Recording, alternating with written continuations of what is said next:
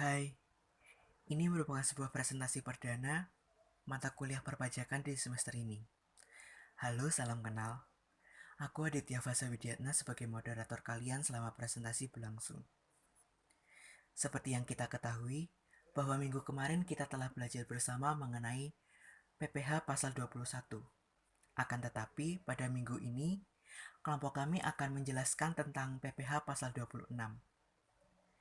Pada dasarnya, PPH pasal 21 dengan PPH pasal 26 ini memiliki sebuah karakteristik yang hampir sama, yaitu di mana PPH pasal 21 untuk wajib pajak orang pribadi dalam negeri. Sebaliknya, pasal 26 ini untuk wajib pajak orang pribadi luar negeri. Nah, agar kalian lebih jelas dan lebih paham mengenai PPH pasal 26 ini, silahkan kalian untuk menyimak presentasi dari kelompok kami.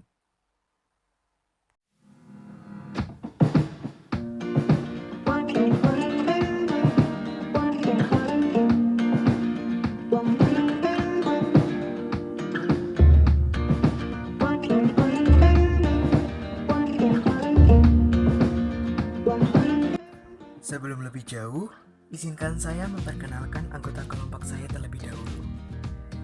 Kami dari kelompok 1 dengan anggota kelompok yang pertama ada saya sendiri, Aditya Fasa Widiatna, dan kedua ada Anissa Wahda, ketiga ada Desi Setiawati, dan terakhir ada Dia Silvi Kristiningrum. Baik, kalau begitu silahkan kalian untuk menyimak penjelasan dari kelompok kami.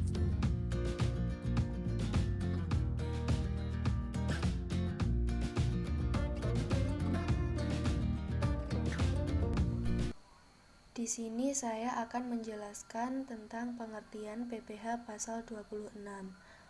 Menurut Undang-Undang Nomor 36 Tahun 2008, PPH pasal 26 adalah pajak penghasilan yang dikenakan atas penghasilan yang diterima wajib pajak luar negeri dari Indonesia selain bentuk usaha tetap atau BUT di Indonesia.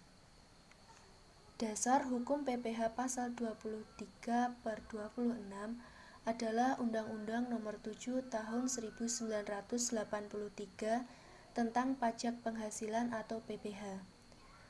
Undang-Undang PPH ini 4 kali diubah. Undang-Undang PPH terakhir kali diubah menjadi Undang-Undang Nomor 36 Tahun 2008. Pajak penghasilan yang diatur dalam Undang-Undang Nomor 36 Tahun 2008 diantaranya pajak penghasilan orang pribadi, pajak penghasilan badan, pajak penghasilan pasal 4 ayat 2, pajak penghasilan pasal 15, pajak penghasilan pasal 21, pajak penghasilan pasal 22, pajak penghasilan pasal 23, pajak penghasilan pasal 26, pajak penghasilan pasal 24, dan pajak penghasilan pasal 25-29.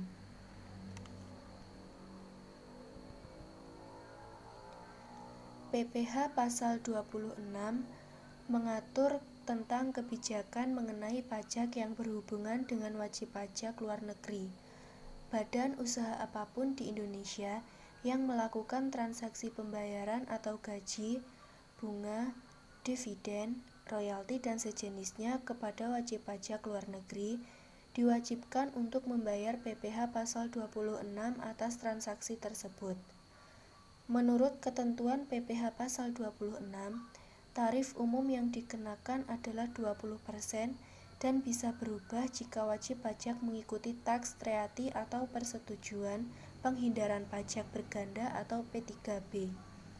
Ada pengecualian mengenai PPH yang dikenakan atas penghasilan yang diterima wajib pajak luar negeri dari Indonesia, yaitu tidak berlaku untuk yang bukan BUT di Indonesia. Inilah yang sering dijadikan argumen oleh Google untuk tidak membayar pajak.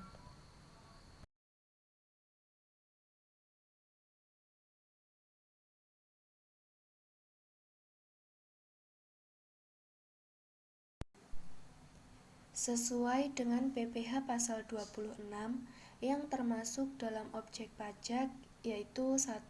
Dividen, 2.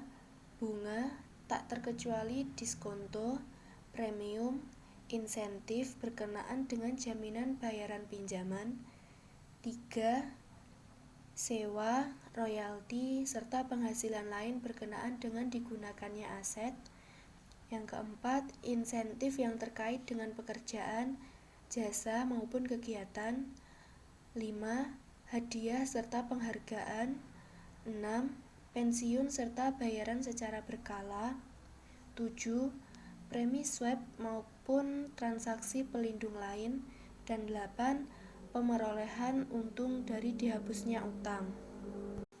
Salah satu contoh objek pajak pada PPh pasal 26 yaitu dividen, di mana kaitannya dengan seorang investor dari luar negeri, baik perusahaan atau individu, itu menanamkan sahamnya di Indonesia. Kemudian setelah 1 tahun memperoleh keuntungan dari saham itu, akan mendapatkan dividen dari saham tersebut. Selain itu, salah satu contohnya lagi yaitu hadiah dan penghargaan, di mana kaitannya dengan warga negara asing yang datang ke Indonesia, lalu mengikuti perlombaan, lalu warga negara asing tersebut menjadi pemenangnya. Ketika mendapatkan hadiah, maka akan dipotong oleh PPh pasal 26 ini. Objek pajak yang dipotong pada PPh pasal 26 umumnya sama dengan objek pajak pemotongan PPh pasal 21 dan PPh pasal 23. Hanya bedanya pada penerima penghasilan PPh pasal 26 adalah wajib pajak luar negeri. Di sisi lain, ada juga objek yang dikecualikan atau tidak dikenakan pemotongan PPh pasal 23 maupun PPh pasal 26. Pemotongan PPh ini dikecualikan atas penghasilan dari 1. Penghasilan yang dibayar atau berulang kepada bank. 2. Sewa yang dibayar atau terutang sehubungan dengan sewa guna usaha dengan hak operasional. 3. Dividen atau bagian laba yang diterima atau diperoleh perseroan terbatas sebagai wajib pajak dalam negeri, koperasi, BUMN atau BUMD dari penyertaan modal pada badan usaha yang didirikan dan bertempat kedudukan di Indonesia dengan syarat apabila dividen berasal dari cadangan laba yang ditahan, dan bagi perseroan terbatas, BUMN atau BUMD, kepemilikan saham pada badan yang memberikan dividen paling rendah 25% dari jumlah modal yang disetor. 4. Bagian laba yang diterima atau diperoleh anggota dari perseroan komanditer yang modalnya tidak terbagi atas saham-saham, persekutuan, perkumpulan, firma, dan kongsi, termasuk pemegang unit penyertaan kontrak investasi kolektif. 5. Sisa hasil usaha atau SHU koperasi yang dibayarkan oleh koperasi kepada anggotanya. Dan keenam, penghasilan yang dibayarkan atau terutang kepada badan usaha atas jasa keuangan yang berfungsi sebagai penyalur pinjaman dan atau pembiayaan.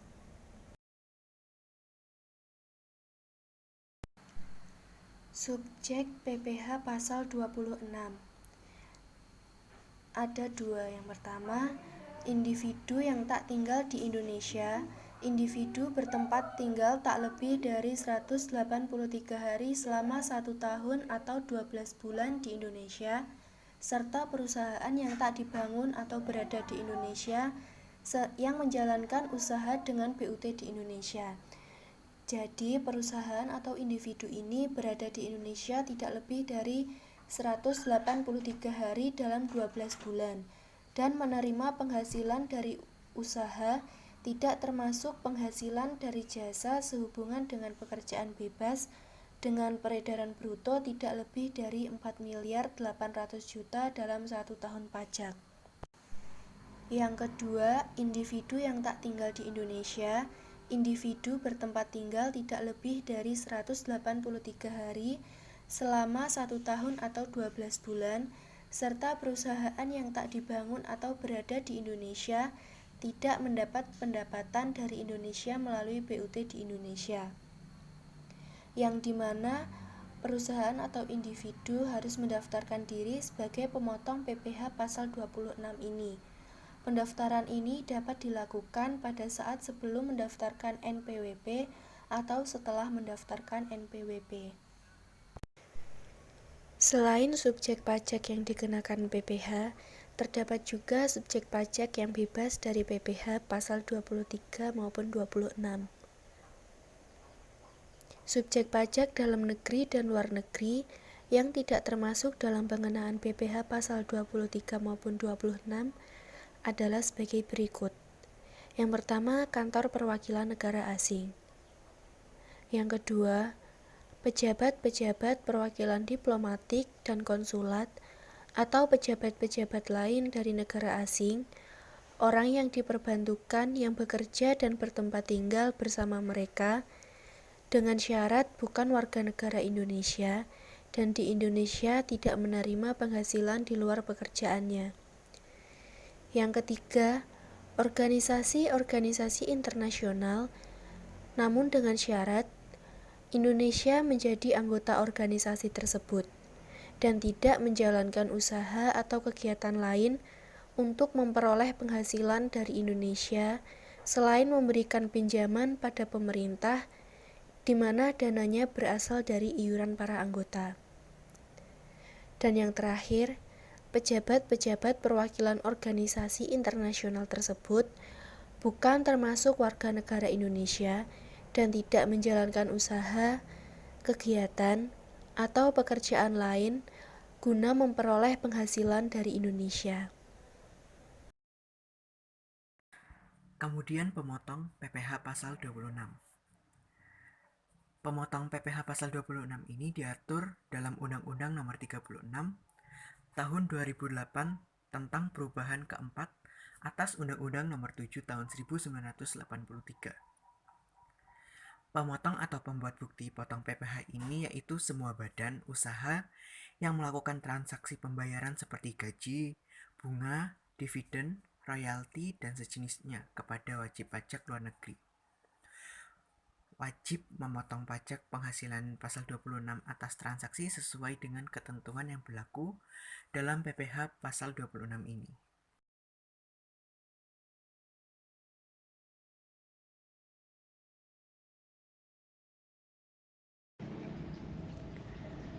Saya akan menjelaskan tentang tarif PPh pasal 26.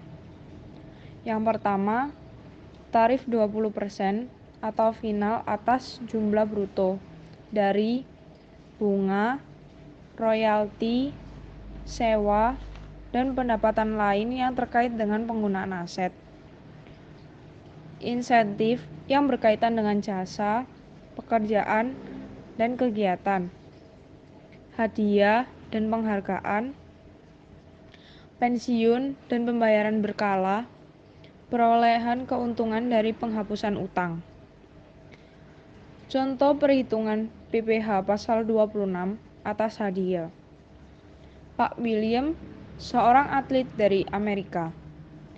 Ia mengikuti lomba renang di Indonesia dan berhasil meraih juara dengan hadiah uang tunai sebesar 500 juta rupiah.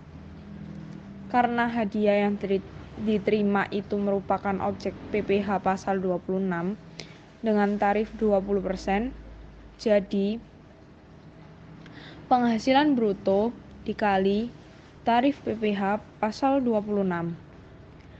Sehingga 500 juta rupiah dikali dengan 20% dan mendapatkan hasil 100 juta rupiah. Dengan demikian, dari lomba berenang yang Pak William ikuti itu akan menerima hadiah berupa uang tunai sebesar 500 juta rupiah dikurangi dengan 100 juta rupiah sehingga mendapatkan hasil 400 juta rupiah.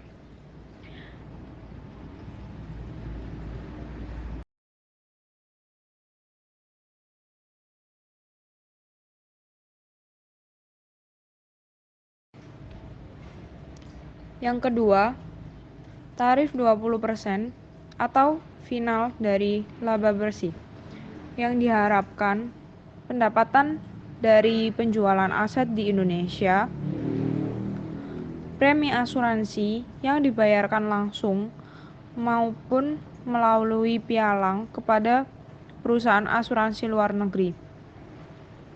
Contoh perhitungan PPh pasal 26 atas premi asuransi. PT Andara memiliki perwakilan di luar negeri dan mengasuransikan bangunan bertingkat ke PT Kausing. PT Kausing adalah perusahaan asuransi di luar negeri. PT Andara membayar jumlah premi asuransi pada tahun 2021 sebesar 5 miliar. Maka PPh pasal 26 PT Andara dari premi asuransi tersebut sebesar penghasilan bruto dikali perkiraan penghasilan neto dikali 20%. Besar perkiraan penghasilan neto untuk premi asuransi dan reasuransi yang dibayarkan pada perusahaan asuransi luar negeri adalah 50% dari jumlah premi yang akan dibayarkan. Sehingga PPh atas premi asuransi yaitu 50% dikalikan dengan 50 miliar sehingga hasilnya 2,5 miliar. PPh pasal 26 20% dikali 2,5 miliar sehingga hasilnya mendapatkan 500 juta rupiah.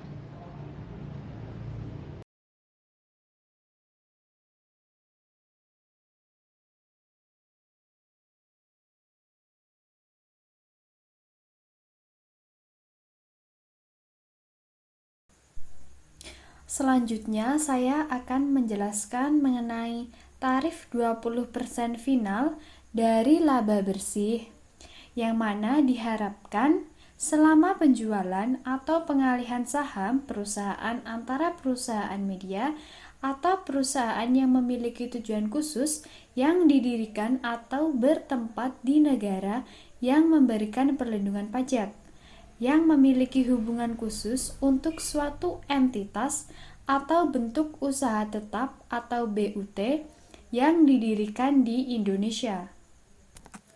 Selanjutnya adalah tarif. Contoh tarif penggunaannya.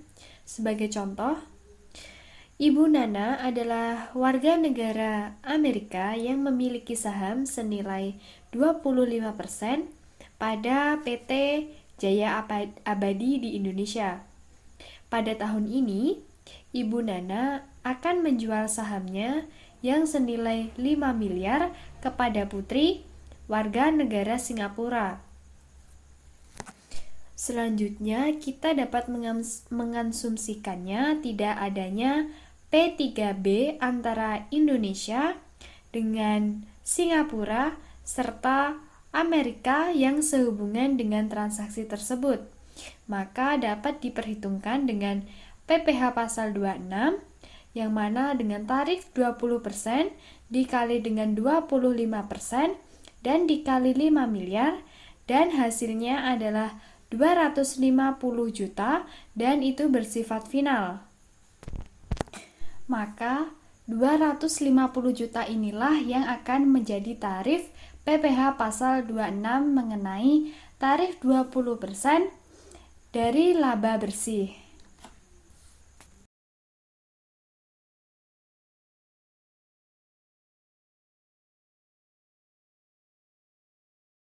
Selanjutnya saya akan menjelaskan mengenai tarif 20% yang dipungut dari penghasilan, yang mana penghasilan kena pajak setelah dikurangi dengan pajak pada suatu bentuk usaha tetap atau BUT yang ada di Indonesia, kecuali penghasilan tersebut ditanamkan kembali di Indonesia. Lalu untuk pemotongan PPh pasal 26 terdiri dari badan pemerintah, subjek pajak dalam negeri, penyelenggara kegiatan, bentuk usaha tetap atau BUT, dan perwakilan perusahaan luar negeri lainnya yang melakukan pembayaran kepada wajib pajak luar negeri selain bentuk usaha tetap atau BUT. Selanjutnya untuk contoh perhitungannya di sini dimisalkan PT Sido Muncul memiliki penghasilan kena pajak atau BUT yang ada di Indonesia pada tahun 2020 sebesar 20 miliar. Selanjutnya yang pertama kita akan mencari berapa besar pajak penghasilan yang harus dibayarkan. Kita akan menghitung dengan 25% dikalikan dengan 20 miliar yang mana hasilnya adalah 5 miliar. Lalu selanjutnya penghasilan BUT PT Sido Muncul setelah kena pajak adalah 20 miliar dikurangkan dengan hasil perhitungan sebelumnya yakni 5 miliar, maka akan menghasilkan 15 miliar.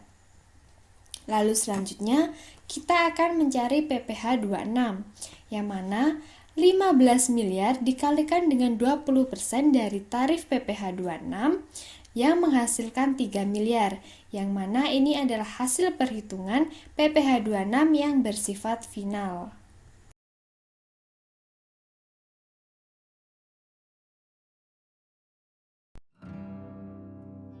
Baik, itu tadi merupakan semua materi tentang PPh pasal 26. Saya mengucapkan terima kasih kepada kalian yang sudah menyimak presentasi dari kelompok kami. Jika ada sebuah pertanyaan yang ingin ditanyakan, kami persilahkan.